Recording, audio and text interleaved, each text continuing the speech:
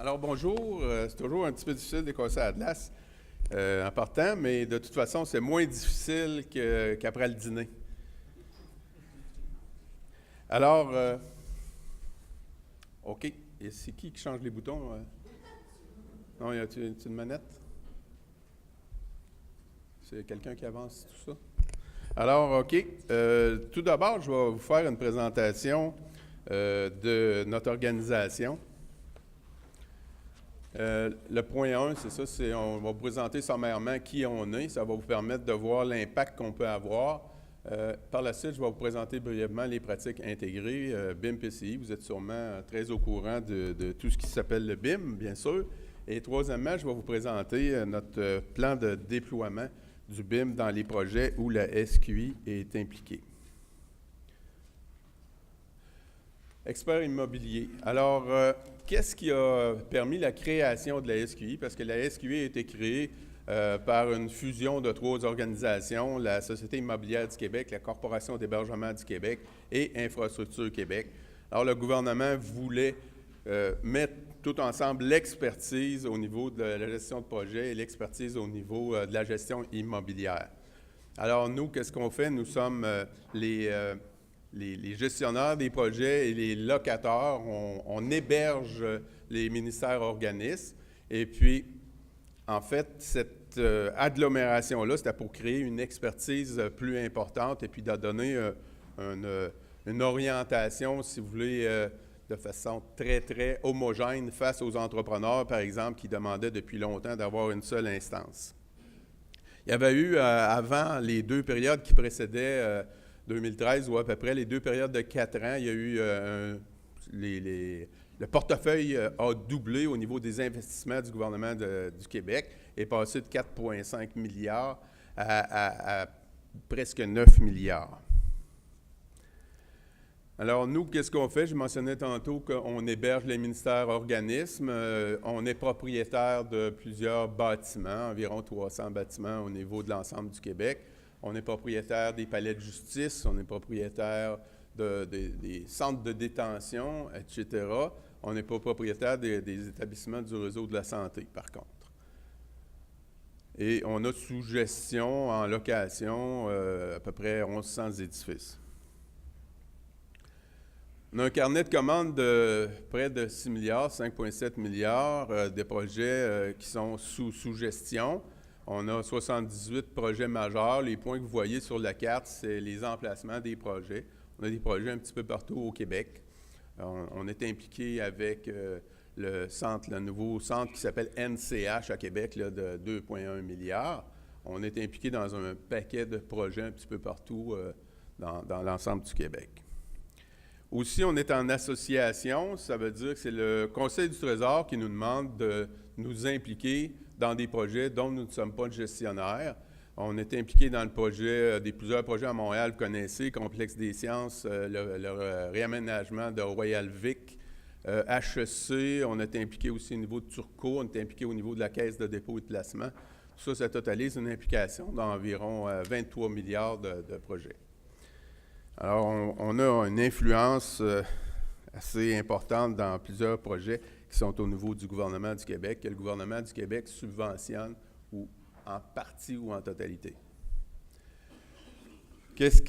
Sur quoi on peut se baser? À l'interne, en fait, on a des experts internes sur plusieurs domaines, en fait, tous les domaines de la gestion immobilière, de la gestion de projet, allant des experts au niveau contractuel, des experts au niveau de l'estimation, etc. Et tout ça, bien, ça nous permet de donner une implication à toutes les étapes d'un projet, programmation. On s'est fait demander aussi par le Conseil du Trésor de faire une évaluation systématique des risques. On implante quand même, ça a l'air évident comme ça, mais au niveau des projets gouvernementaux, c'est toujours difficile à faire, le changement de culture. Alors, on s'est fait demander aussi d'avoir des contrôles au niveau des extras et tout ça. Bien sûr, il y a des effets de la commission Charbonneau. Aussi, il y a une tendance que les gens peuvent penser qu'on défonce tout le temps les projets au niveau gouvernemental. Ici, on a une compilation qui nous démontre, c'est quand même pas une économie qui est très, très majeure quand je parle de 5 milliards, presque 6 milliards de projets sous gestion, mais on parle de 42 millions d'économies, en fait, pour environ 5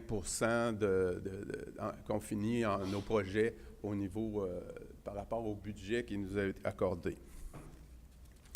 Les pratiques intégrées BIM-PCI, je pensais sauter ça, ce point-là, parce que je me suis dit, on est à CanBIM, tout le monde connaît ça. Mais si je vous dis BIM 5D, lesquels qui connaissent ça? OK. Je vois à peu près la moitié de la salle. Ça veut dire que l'autre moitié, soit que vous êtes gêné de lever la main ou de ne pas la lever, mais je comprends que vous ne connaissez pas qu'est-ce que c'est. Alors, les pratiques intégrées, 3 volets indissociables, l'organisation du travail, les processus, c'est-à-dire le Lean, le PCI, et puis les technologies que sont le BIM. Tout ça, pour nous, à la SQI, c'est un tout. Moi, je ne dis jamais presque, je vais me donner une petite gêne, je dis jamais presque le terme BIM, je ne dis pas ça tout seul. Je l'accole toujours avec PCI, BIM, PCI. Parce que, tout simplement, le PCI, c'est une approche qui est une approche collaborative et puis qui s'applique dès le début de la programmation, et puis PCI pour processus de conception intégré. Ça s'applique pour, en fait, trouver les meilleures solutions, les solutions les plus optimales. Et puis, dans ce cadre-là, les aspects humains sont très importants, l'aspect collaboration. Parce que si on n'a pas de collaboration dans une équipe élargie, bien sûr, qui inclut les professionnels, le donneur d'ouvrage, dans notre cas, on a aussi un client, par exemple, un établissement de la santé, et qui inclut aussi l'entrepreneur. Alors, on se doit d'avoir une collaboration. Si la collaboration n'est pas là, comment on vient rajouter du BIM par-dessus, qui est en fait une technologie avec des fils, des bits de la programmation. Si on n'a pas la collaboration, qu'est-ce qu'on fait? On vient juste de rendre les choses encore plus compliquées. Alors, la collaboration est essentielle pour nous. Et puis, à toutes les étapes de démarrage de planification au niveau du PCI, processus de conception intégrée, mais aussi, notre défi, c'est d'amener cette collaboration-là au niveau de la réalisation. Parce que je me suis fait dire, quand j'ai fait des présentations au niveau des entrepreneurs, M. Paquin, vous prêchez la collaboration accrue, et puis j'espère que cette collaboration-là va continuer quand on est avec les entrepreneurs. Parce que souvent, on se fait dire, les entrepreneurs, écoute, fais ce que je te dis, puis écoute. Bon. Alors, la collaboration est importante. Dans ce sens-là, nous, on a développé une formation chez nous, on a des cohortes qui adressent, les gens vont être formés, les gens qui sont impliqués dans un projet vont être formés pour des équipes de haute performance collaborative. Ça veut dire quoi? C'est tout simplement, c'est de développer des façons qu'on arrive à une approche consensuelle, qu'on trouve les meilleures solutions. Une approche consensuelle, ça ne veut pas dire que 100% du monde est d'accord, là, mais que la majorité des gens de l'équipe de projet sont d'accord pour avancer avec une solution. Le BIM, c'est quoi? C'est une plateforme numérique, je l'ai mentionné, mais une plateforme numérique de partage. Partage avec tous les professionnels, les divers types, mais aussi sur l'ensemble du cycle de vie. Nous, on a peur des bâtiments.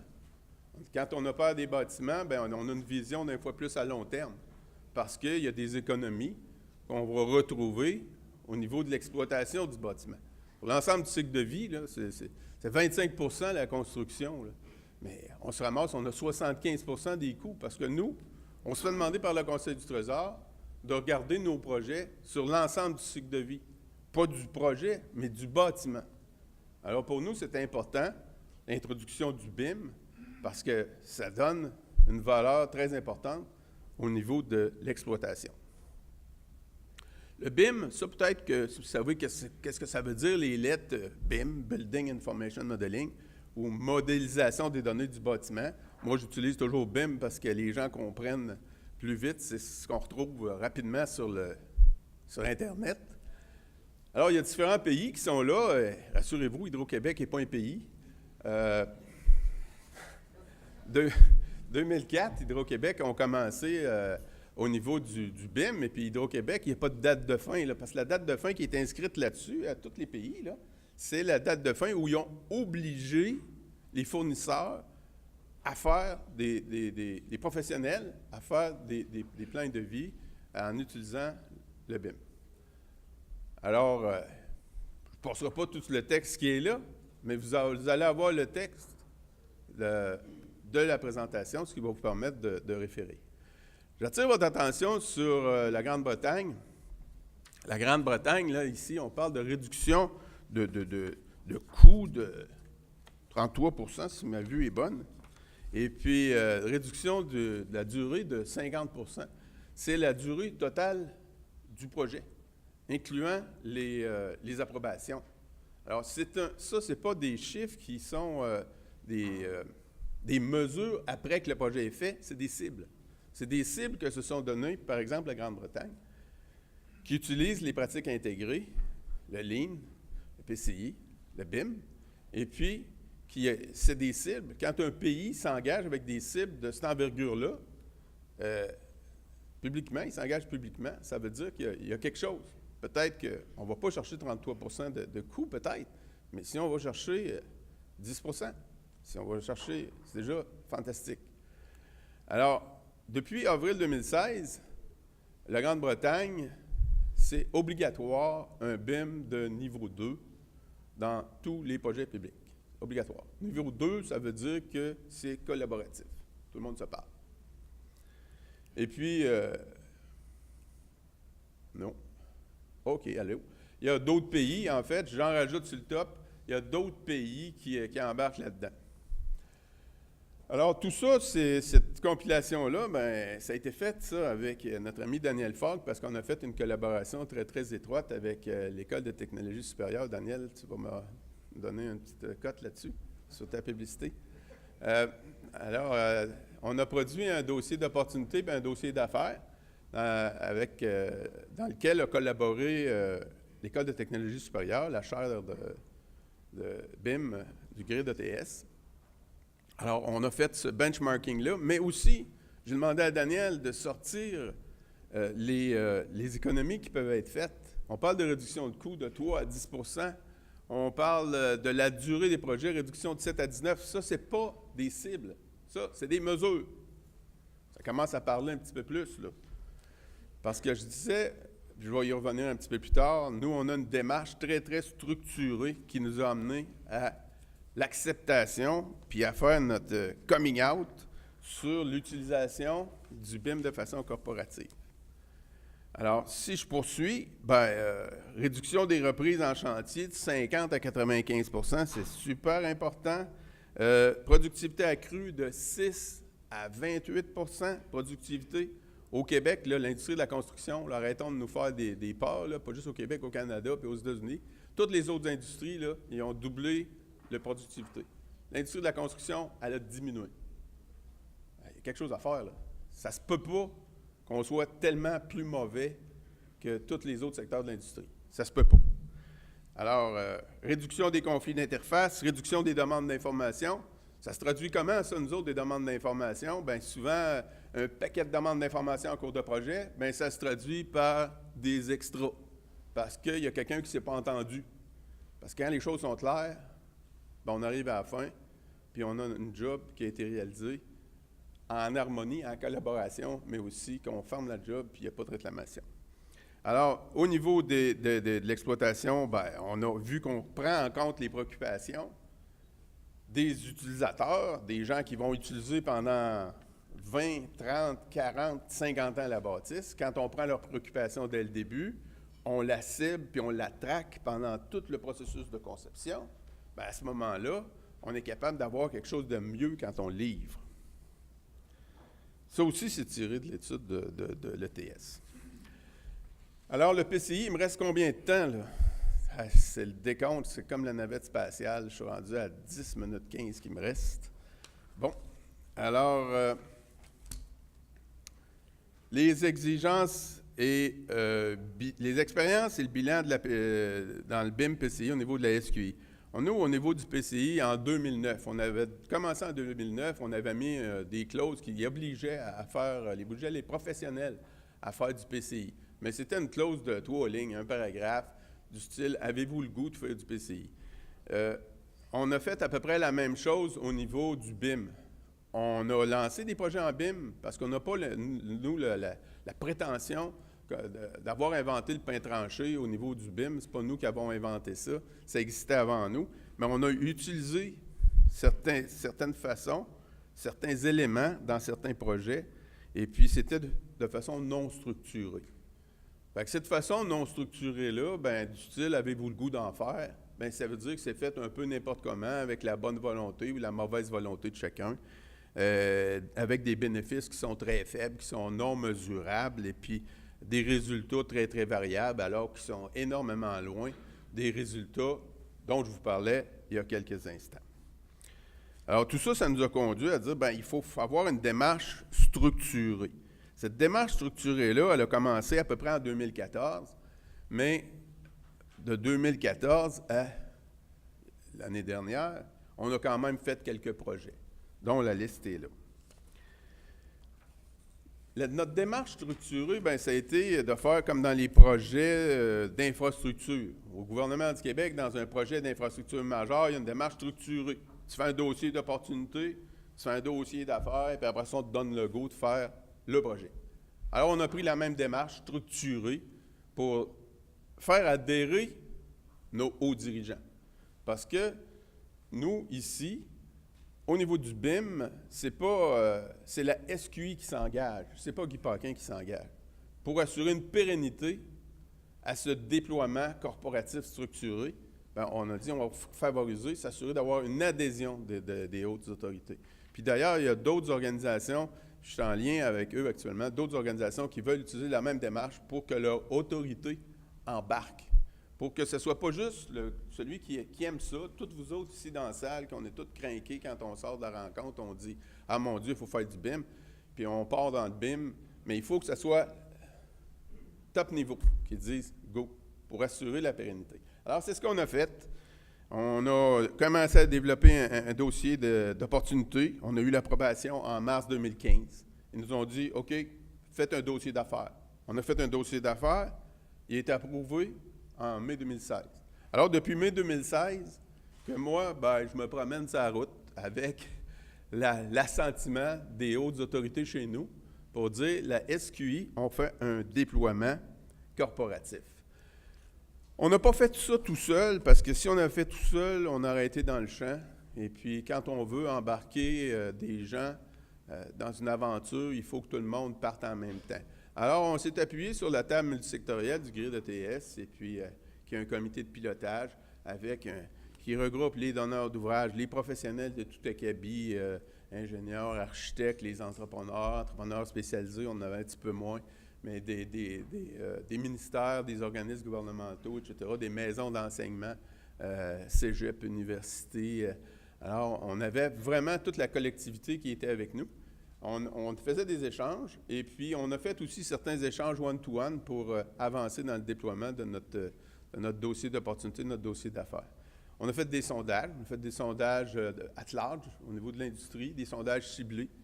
Et puis, tout ça, on est arrivé avec une situation de l'industrie. J'ai écrit au Québec, on prétend au Québec, mais c'est quand même un échantillonnage, comme ils disent, aux élections avec un taux de fiabilité de X. Là.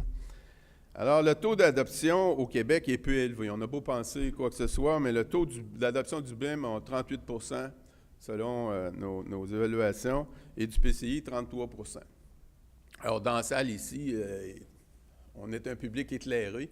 Il y avait peut-être 50 tantôt qui ont levé la main. Au niveau de l'ensemble de l'industrie, c'est 38. C'est bon signe, on est au-dessus de la moyenne ici dans la salle. Le BIM n'est pas implanté. Pourquoi? Parce qu'il n'y a pas de demande des donneurs d'ouvrage. Il n'y a pas de demande, les gens n'embarquent pas, puis nous, les donneurs d'ouvrage, les gens n'embarquent pas, fait qu'on n'y va pas nous autres non plus. Tu sais, c'est un cercle vicieux. Alors, c'est pour ça qu'on a décidé, nous, on va briser ce cercle vicieux, puis on va embarquer là-dedans. On va embarquer, par contre, si on a des bénéfices. L'industrie, qu'est-ce qu'elle dit? Elle dit que les coûts de formation sont importants, et puis elle dit, ben je ne suis pas capable de voir c'est quoi les bénéfices. Fait que si tu penses que les coûts sont importants, tu n'es pas capable d'avoir les bénéfices, puis il n'y a personne qui te dit de le faire, ben tu fais quoi? Tu le fais pas. Fait que c'est là. Mais il y a un volet positif. De plus en plus de professionnels utilisent Revit. Bon, les puristes diront « Ah, Revit, c'est pas le BIM, etc. » Bon, on va faire ça simple, comme la phrase qui est décrite là. Les entrepreneurs généraux et spécialisés sont mobilisés. Par exemple, je fais une tournée avec Luc Martin au niveau de la Corporation des entrepreneurs généraux pour faire la promotion d'une formation. Fait que ça fait un petit bout de temps que les entrepreneurs généraux, ils ont dit il faut faire des formations, il faut mettre notre monde dans le boucle. L'offre de services en pratique intégrée prend son envol. Oui, les gens commencent à avoir des compétences, puis il y en a qui offrent tout ça. Les formations spécialisées dans des maisons d'enseignement, on a des formations au niveau de l'ETS, on a des formations au niveau du Cégep Vieux-Montréal, Cégep Limoilou. Et puis, il y a plusieurs donneurs d'ouvrages, on va le voir aujourd'hui, aéroports, etc., qui vont nous présenter des projets. Les facteurs de succès critiques, bien, ça a été sorti aussi dans notre grande tournée. Intégrer les clients et les fournisseurs, c'est primordial. Si on n'intègre pas les clients, si le client ne veut pas, bien, c'est difficile. S'assurer de la volonté des principaux acteurs à changer les façons de faire, parce que les problèmes, ce n'est pas des problèmes technologiques, là, c'est des problèmes généralement humains qui sont dans le déploiement, qui sont les obstacles au déploiement. Mais pour une volonté aussi de travailler plus en amont. On a bien beau le dire de façon théorique, mais syndrome de la pépine, là, ça, c'est les gens qui commencent, ils émettent leurs idées puis ils voudraient qu'on creuse tout de suite. Alors ça, ça prend quand même un petit peu de temps. S'assurer de la capacité d'entreprendre le changement. On parle pour nous, on parle aussi des équipes de professionnels ou d'entrepreneurs qu'on embauche. S'assurer d'avoir les connaissances et les compétences. Créer un environnement collaboratif dans les modes. Parce que peu importe le mode de réalisation, le BIM s'applique avec plus ou moins d'efficacité. Soutenir les professionnels et les entrepreneurs. Mais, écoutez, j'ai oublié de peser sur le bouton, mais vous allez tous les avoir dans la présentation. Il y en a un que je n'ai pas nommé, et puis c'est celui-là. Le déploiement progressif et graduel en fonction de l'évolution de la maturité de l'industrie. Ça, c'est le premier. Je vais vous présenter, vous allez voir notre feuille de route, et puis l'industrie, c'est ce qu'elle nous a dit. Arrivez pas comme dans certains pays en disant, bon, ben demain matin, il faut que vous fassiez du BIM 3D à 7D, et voilà, tout le monde en fait une indigestion, puis finalement, il n'y a rien qui marche. Alors, l'industrie nous a dit, oui, on embarque, mais c'est un déploiement progressif et graduel. Alors, les moyens mis en œuvre, ben, c'est la feuille de route dont je vous parlais tout à l'heure. On a créé une direction, d'ailleurs, je fais une petite publicité. Depuis hier, je cherche un directeur de ma direction du BIM PCI. Alors, s'il y en a des intéressés. On a une cellule de développement et de soutien. On disait tantôt que c'était un des facteurs de succès, cette cellule de développement et de soutien, de supporter les gens. C'est Steve Tremblay qui est le responsable, qui est ici, Steve. On a un processus structuré qui s'intègre dans les projets. On a des clauses contractuelles, une entente BIM. On a un plan de gestion BIM. On a un processus d'appel d'offres qui inclut des critères d'évaluation spécifiques, notamment la collaboration. Collaboration, vous allez dire, c'est difficile à mesurer. Mais si je vous demande un tel, si c'est un bon collaborateur ou non, vous allez dire oui, vous allez dire non, ça va être assez clair. Fait qu'on est capable même si c'est quelque chose de mou, on est capable de l'évaluer. Et puis, on a des mandats d'experts BIM dans les projets. Alors, les enjeux du déploiement, je vais probablement défoncer d'environ 2 minutes. J'ai-tu le droit? OK, c'est bon. Les enjeux du déploiement, bien, le déplacement de la courbe d'effort. Si on est toujours en avant, puis on n'a pas le temps de le faire, notre PCI, puis on n'a pas le temps de le faire, le BIM, bien, tabarouette, on n'aura pas le temps de planifier, puis on commence le trou, à faire le trou, puis ça ne marche pas. Mais ça veut pas dire que ça prend plus de temps à faire le projet parce qu'on prend un petit peu plus de temps de planification. Ça veut juste dire qu'on prépare nos affaires, puis on fait la bonne affaire une seule fois. Le niveau de maturité homogène au sein de l'industrie, actuellement, c'est vraiment variable. Je ne vais pas faire de publicité à Pomerleau, mais un Pomerleau de ce genre, de ce monde ici qui est impliqué dans le char il y a plusieurs années. Donc, à l'opposé, il y a des gens qui sont Corporation des maîtres mécaniciens en tuyauterie, ils sont 5 plombiers, ils n'ont pas le même niveau, là. Fait qu'il faut tenir compte de ça. On est un donneur d'ouvrage public. Nous, il faut aller faire un appel d'offres auprès de l'ensemble de l'industrie. Fait que c'est pour ça que je mets autant d'efforts. Si j'étais du privé, vous n'entendriez pas parler de moi, là. On dirait, on s'en va en BIM, puis je choisis mon monde. Mais nous autres, on est obligés de faire des appels d'offres publics. Fait que ça, c'est des contraintes qui fait que il faut que j'embarque l'industrie de la construction au Québec. Un environnement technologique sécuritaire, la courbe d'apprentissage, combien de temps? La gestion du changement, c'est long. Des firmes de différentes grosseurs. L'intégration des nouvelles pratiques aux façons de faire en gestion de projet. Ça aussi, c'est un petit peu un défi. La démocratisation du BIM, c'est bien beau parler entre nous autres, mais il faut que les clients, s'il y a des outils faciles pour que les clients qui ne connaissent pas ça sont capables d'interagir avec les équipes. Avec aussi, on parle de format d'échange ouvert, OpenBIM. L'intégration des entrepreneurs spécialisés, ça, c'est un petit peu plus difficile, dépendant des différentes corps de métier.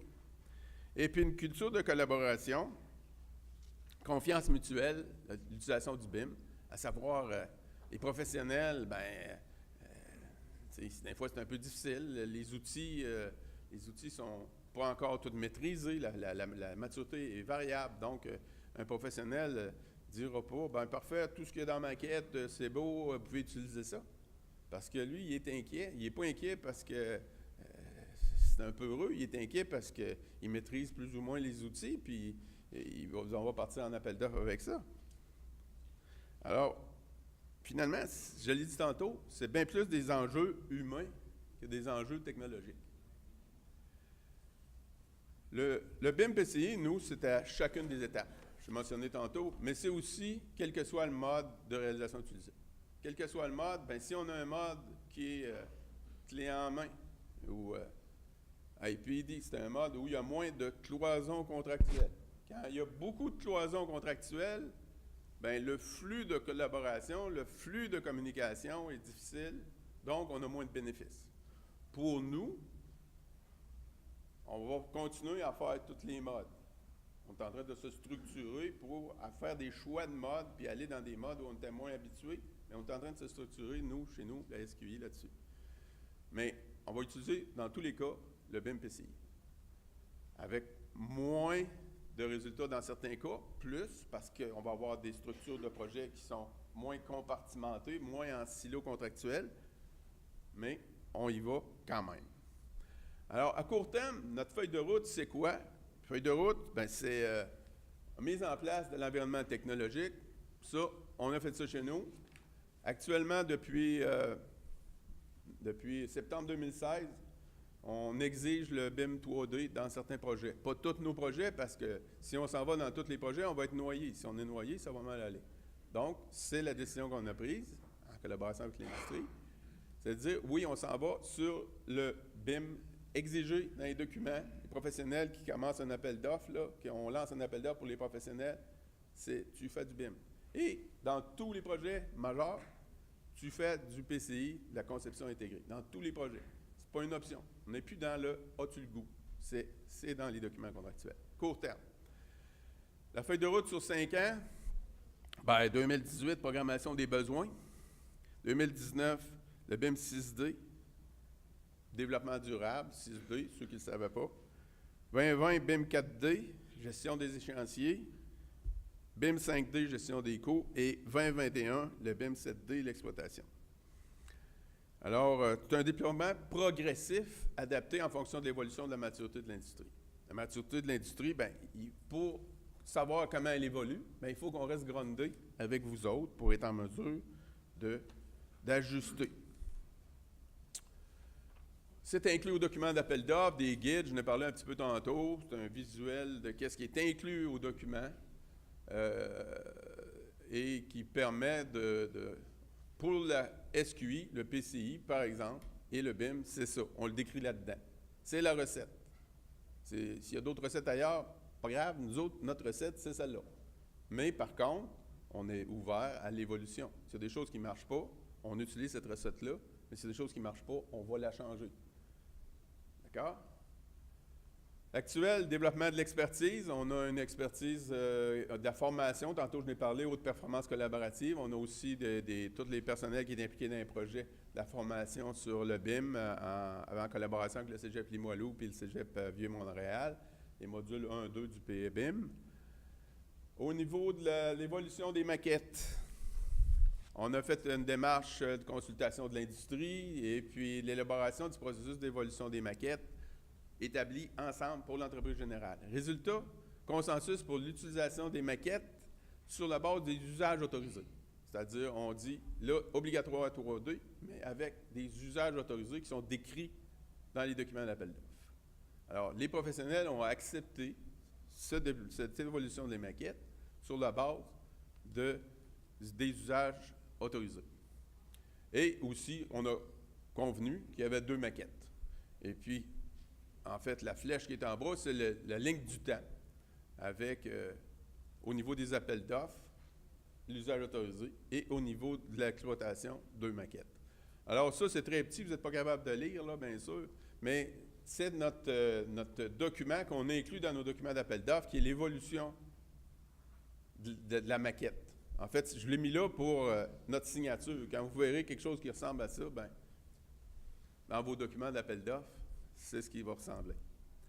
Alors, aussi une autre orientation qu'on a faite en échange avec l'industrie, c'est l'Open BIM. Pour maintenir une flexibilité, ça c'est majeur, pour ne pas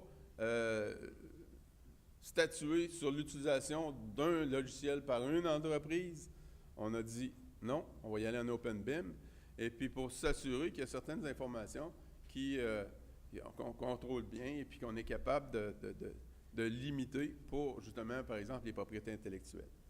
Alors, nous, on a fait le choix, c'est chez nous, de l'Open BIM, c'est comme ça. Alors, le développement, ma dernière diapo, ouf, tu vas pouvoir relaxer, je l'ai défoncé. L'implantation progressive du BIM dès septembre. C'est actuel, c'est en marche, ça roule. C'est un déploiement corporatif. Ce n'est pas un déploiement qu'on fait comme ça au hasard. On l'a fait en échange avec l'industrie. Déploiement corporatif. C'est une utilisation complète du 3D au 7D en 2021. Ça veut dire qu'en 2021, selon le plan de match actuel, on lance un appel d'offres auprès des professionnels. Ça va être 3D à 7D. Alors, on annonce nos couleurs à l'avance. L'industrie peut se préparer.